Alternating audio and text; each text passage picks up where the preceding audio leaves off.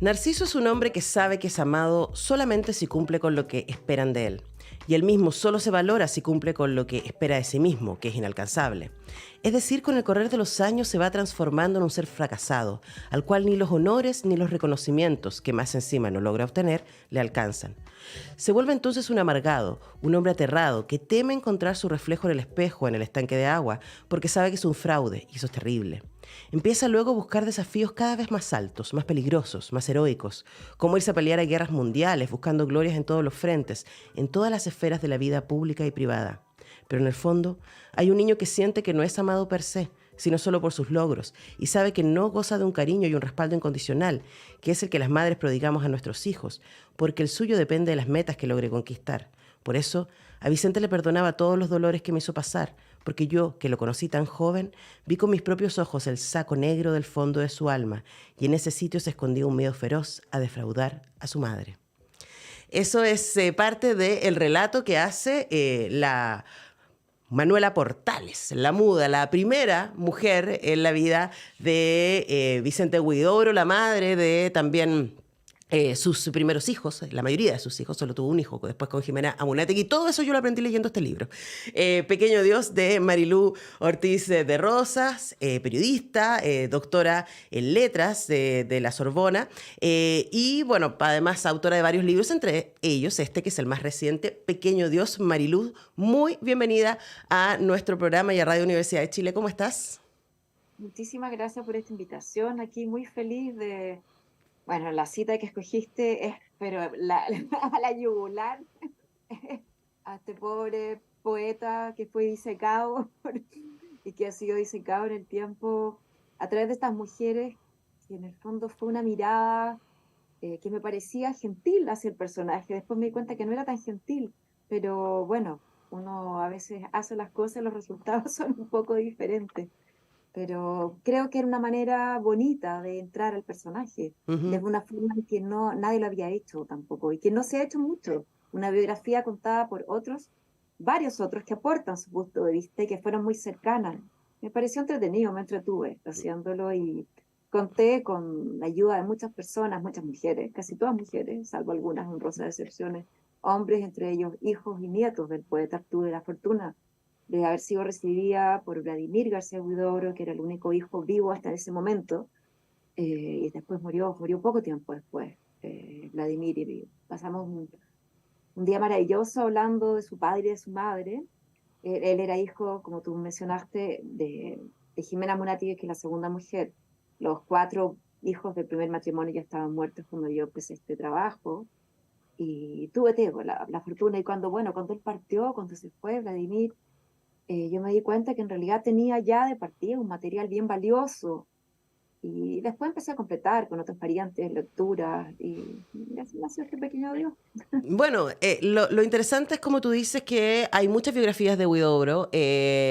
Nos queda absolutamente su obra también y la posibilidad de este encuentro grandilocuente que en general tenemos con el personaje que él se construyó, y el acercamiento que tú nos propones es a través de las mujeres que compartieron su vida y que lo conocieron también en sus miserias, ¿no? Y que sufrieron en algunos casos sus miserias, sus arranques, ¿cierto? Y su profunda inseguridad, que es lo que aquí escribe, ¿cierto? De manera ficticia, Manuela. Eh, ese ejercicio, ¿no? De dar voz a estas mujeres también es un ejercicio que nos permite acercarnos al poeta desde otro lugar, pero también que reivindica la figura de ellas. De hecho, la última de ellas, Raquel Señoret, dice en algún momento: yo fui mucho más que la viudita del poeta. Eso fueron 2 años de mi vida, ¿no? Yo hice muchas otras cosas después, 40 años, los 40 años siguientes. Entonces, háblanos de ese ejercicio a la vez periodístico que tú haces al entrevistar, a buscar mucho material al final del libro. Tú nos cuentas todo lo que hiciste para poder armar estos relatos, y también este ejercicio de reivindicación de esas voces de mujeres.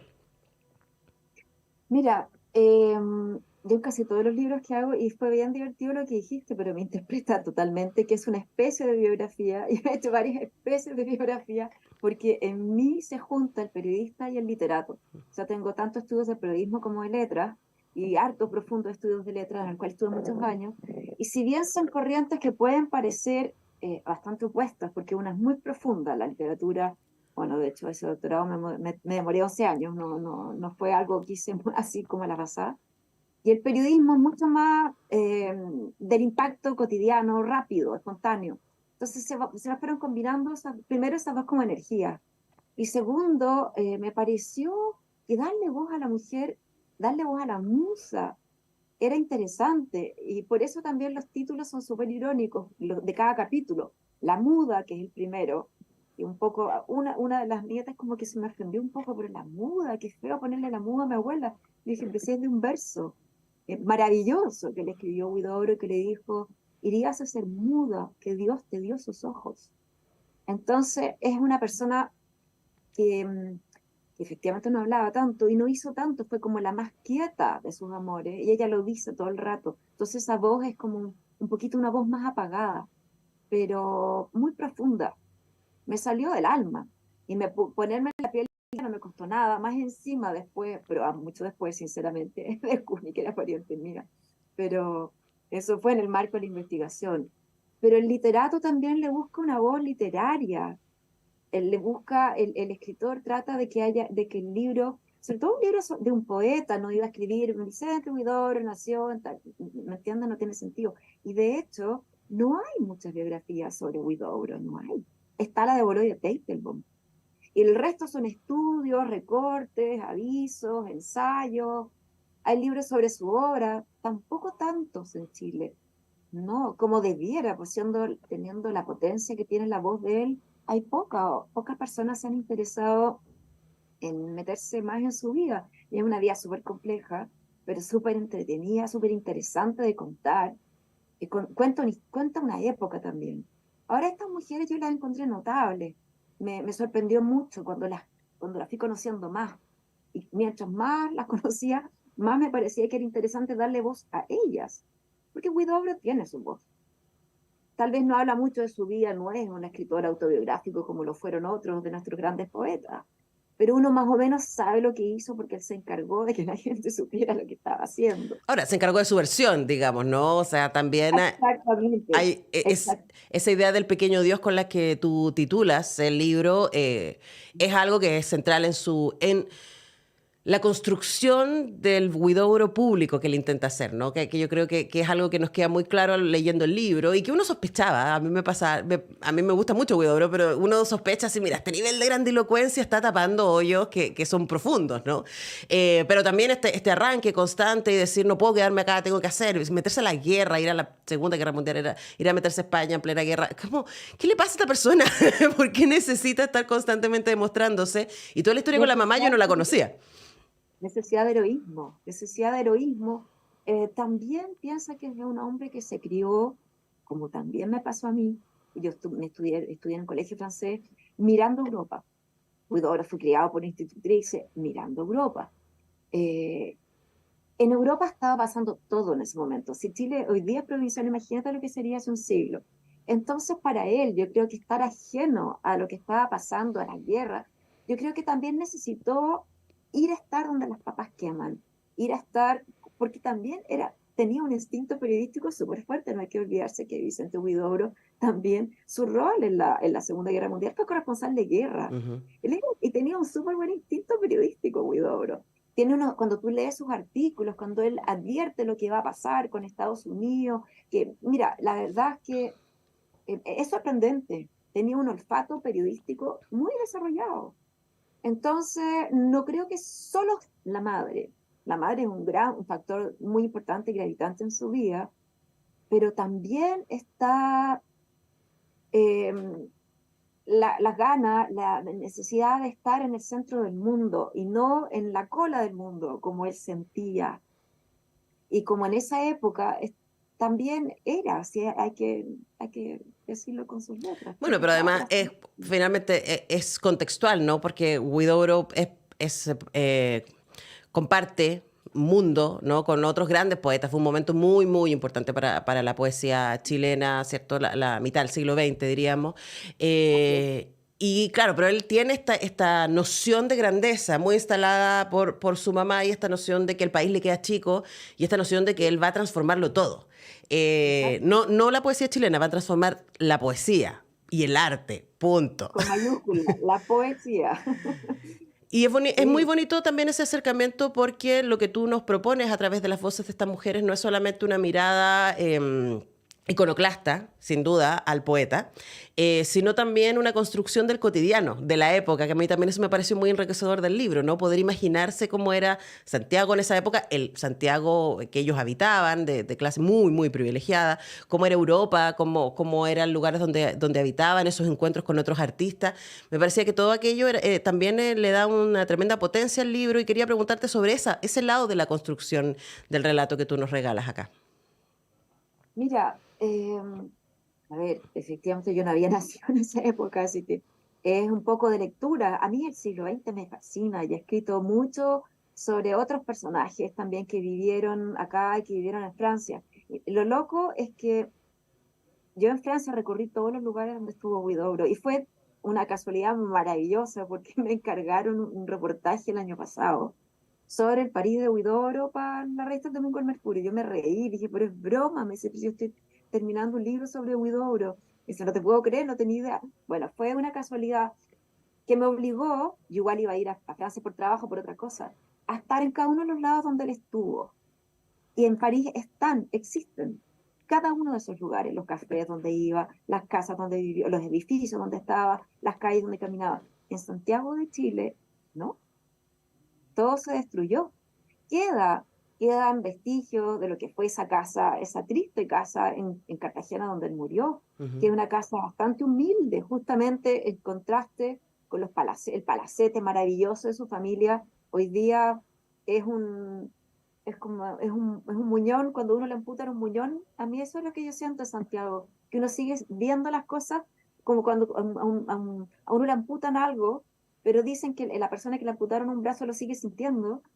Como que yo trato de ir al centro, imaginarme en esta esquina maravillosa, estaba la casa natal de Huidobro, que vivían los 50 miembros de esa familia, que dentro estaba la capilla donde rezaba, donde su mamá recibía a sus visitas, donde organizaba sus lecturas literarias, porque la mamá era gran aficionada a la literatura. Si la que le inoculó la pasión por la poesía fue la madre, eso sin duda. Y, Pero y el destino de grandeza también, sin duda. sí, Ahora, perdón, eso lo dice Bolonia Teitelbaum, que la mamá le decía, pero ¿por qué quieres ser presidente? Porque un momento Vicente Huidobro se postuló a la ujú. presidencia de la República. ¿Para qué ser ese presidente si yo te formé para ser rey? Bueno, y eso es lo que estuvo buscando a lo largo de toda su vida. Estamos conversando con Marilú Ortiz de Rosas, periodista, doctora en letras, autora de varios libros, el más reciente de Este Pequeño Dios, editado por Alfaguara, que es una especie de biografía de Vicente Huidobro, pero contado por tres mujeres que compartieron vida con él. Para cerrar, Marilú, el libro ya está entregado. Yo cuando lo leí y después cuando leí la parte final donde tú cuentas a toda la gente que entrevistaste y tus vínculos con la familia, etcétera, yo pensaba que difícil acercarse a una figura que tiene tanta familia viva, diríamos, por un lado, pero por otro lado que también tiene tanta familia espiritual, ¿no? Vemos mucho Y que de una u otra manera sentimos a Huidobro cercano a partir de sus letras. ¿Y qué esperas que pase en el diálogo con esos que ya tienen una imagen de Huidobro? yo creo que humanizarlo, yo creo que eso es lo principal, porque efectivamente él mismo se endiosó y yo creo que le jugó siempre en contra. Yo creo que siempre le jugó en contra. Y cuando si uno trata de entender que en realidad tras ese hombre que decía yo soy el mejor, es alguien que dice por favor, créanme, necesito ser el mejor, por favor, entiéndanme. Él Ujú. hizo un llamado más a una súplica, más que una arrogancia, entender qué es lo que le pasaba a él. Yo creo que uno lo mira con más, eh, ¿cómo decirte?, con más compasión esos lados oscuros de él.